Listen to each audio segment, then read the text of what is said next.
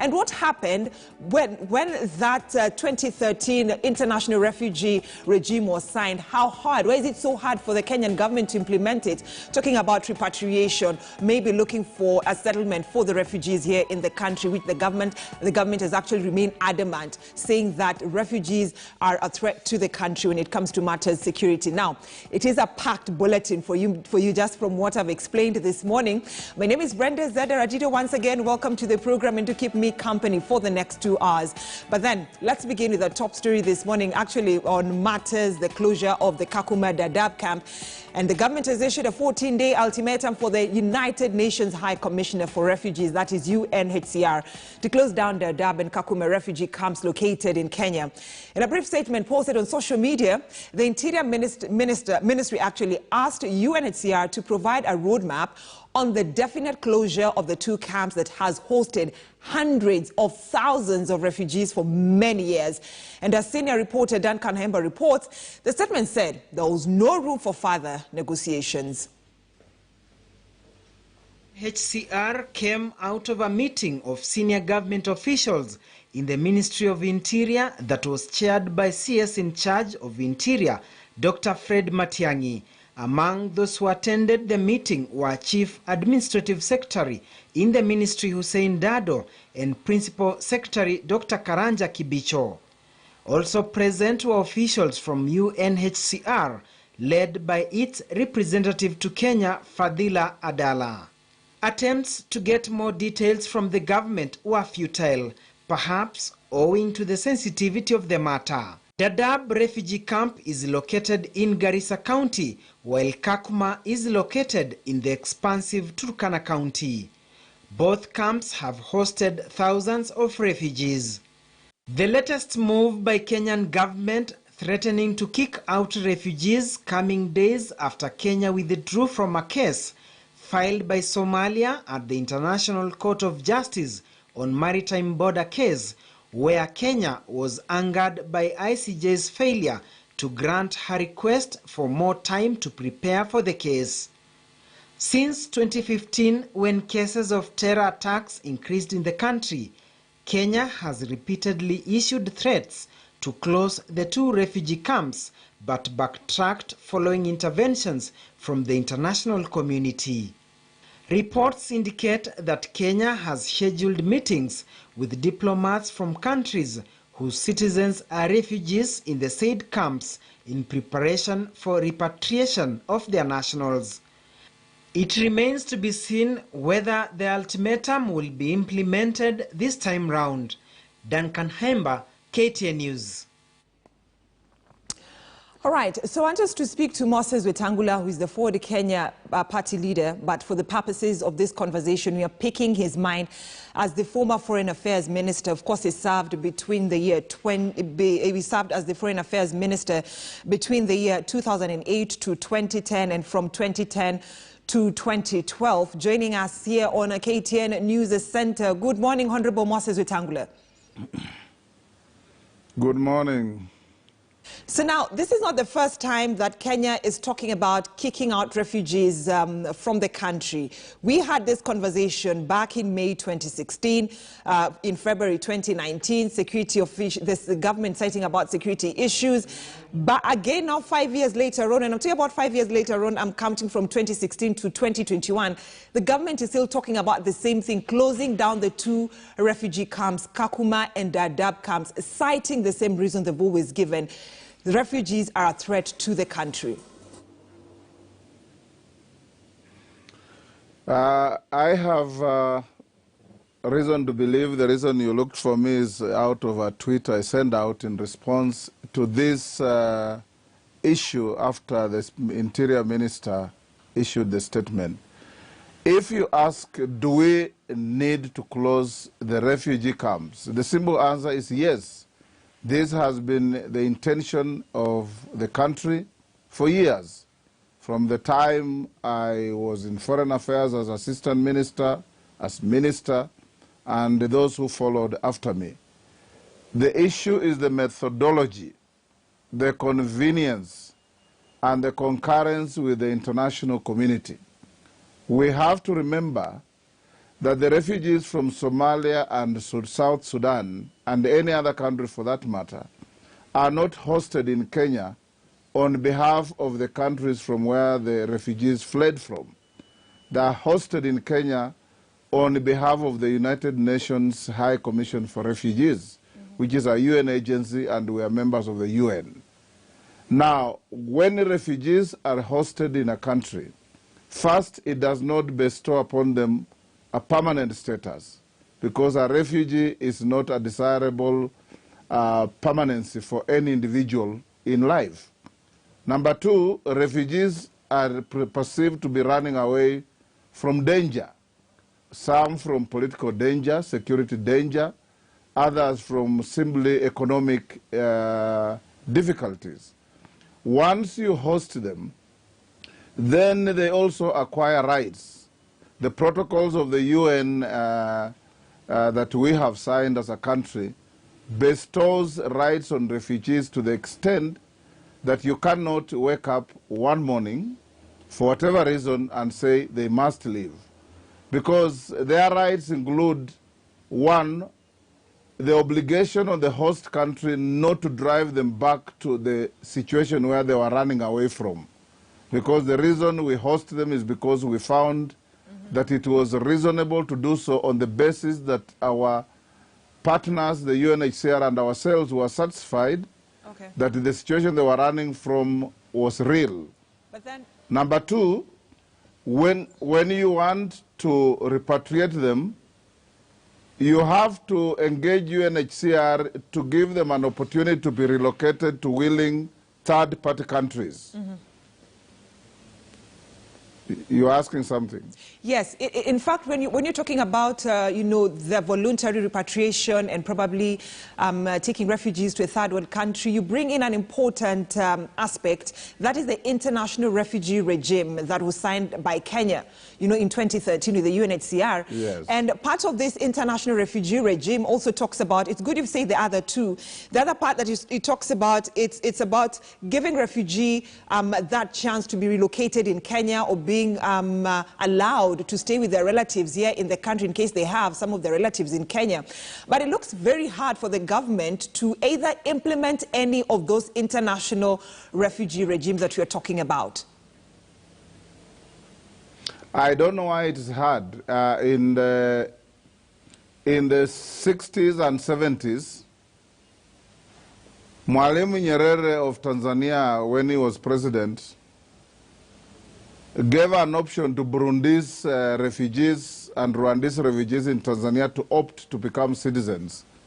Many of them became citizens. Some are even members of parliament, are friends of ours. We know them. Now, Kenya should also take a leaf from that, because it can happen to Kenyans. We can also degenerate into a situation where our own people can seek asylum and become refugees in neighboring countries or elsewhere.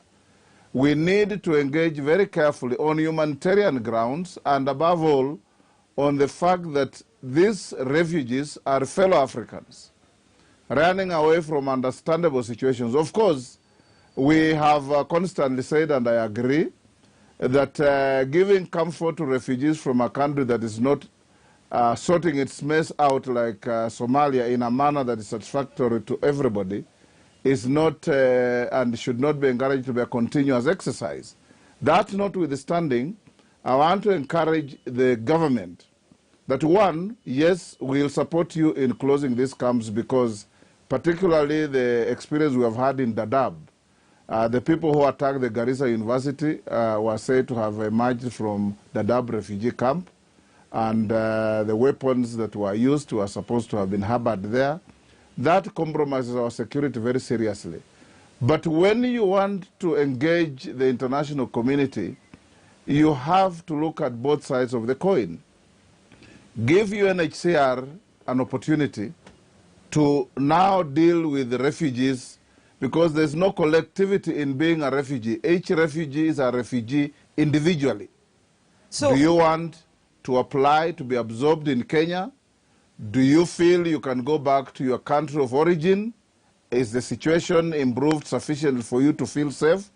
Or do you want UNHCR to relocate you to another refugee camp in a third country? Those are options that are in the protocols that we have signed. But then, Honorable Wetangula, let me just read the tweet. Allow me to read the tweet that you had posted yesterday on your social media account, specifically Twitter. And this is what you had to say. The intended closure of Kakuma and Daadab refugee camps is laudable. However, the two-week data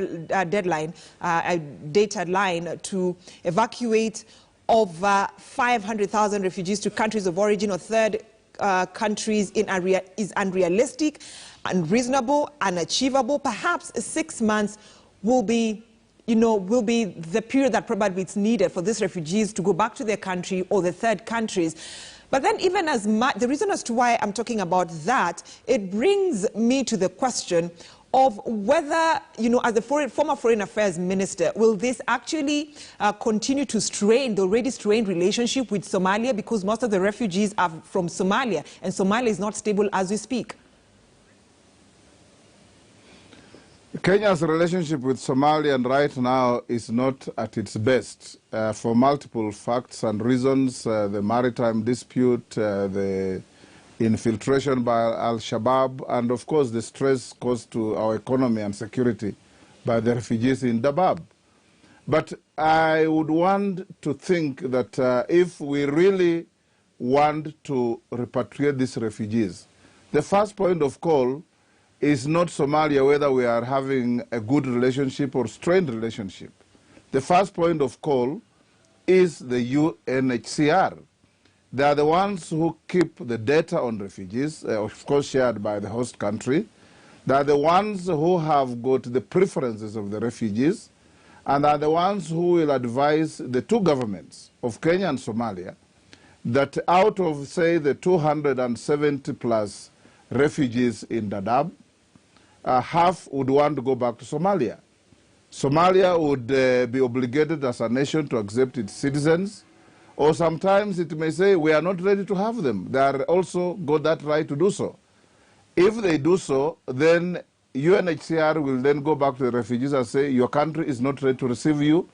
Can you go to Ethiopia where we have another camp, or Uganda where we have another camp, or Tanzania where we have another camp?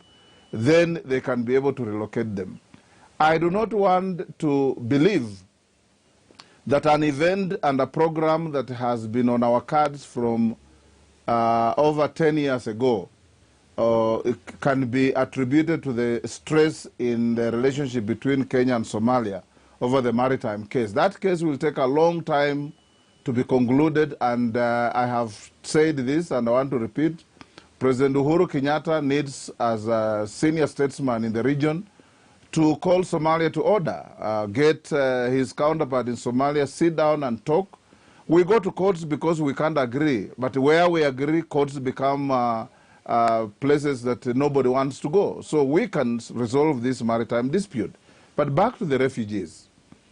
If you look at the logistics of repatriating these refugees, we have over 500,000.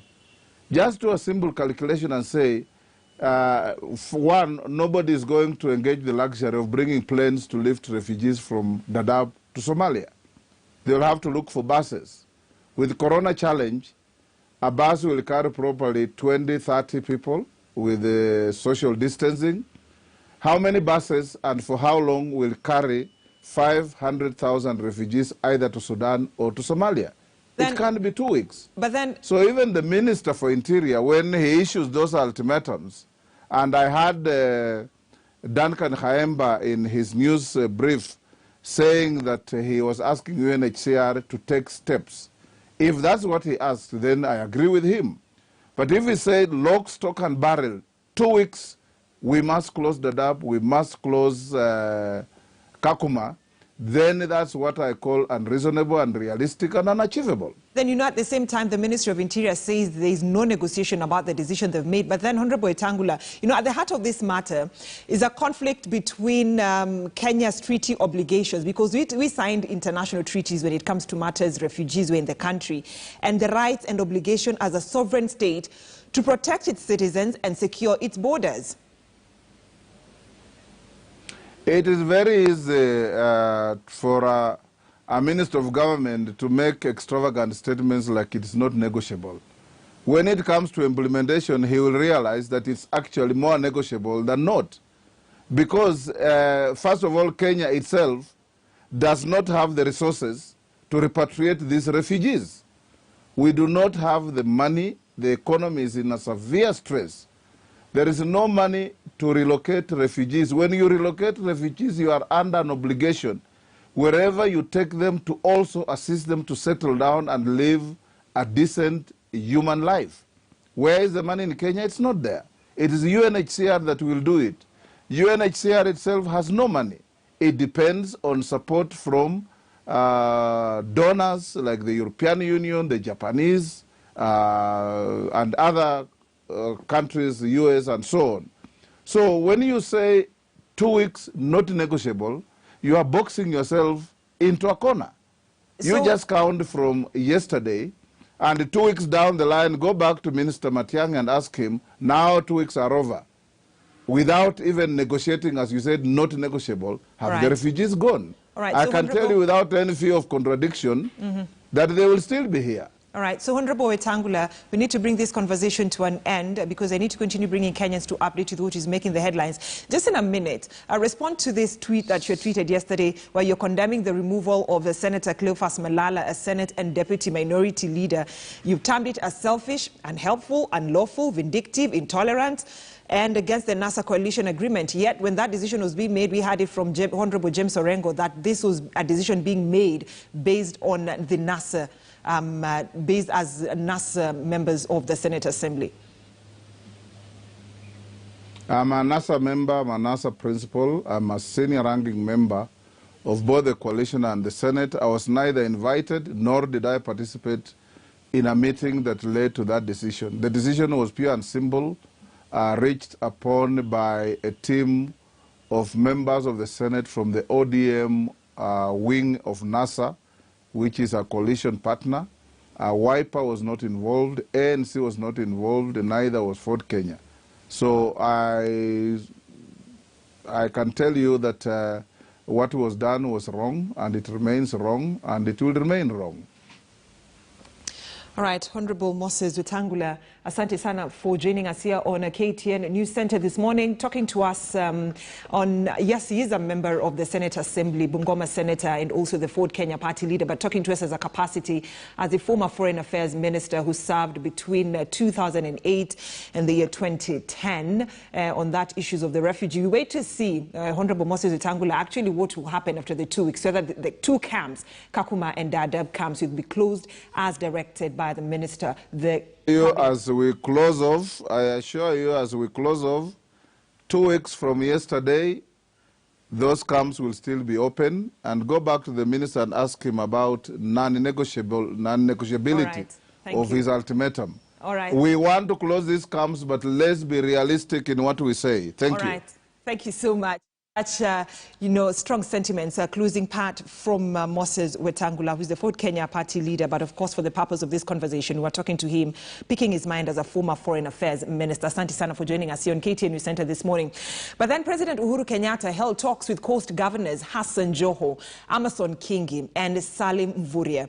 Sources privy to the meeting told KTN News that the president read the right act to the 3 governors from the coastal region against forming a regional party.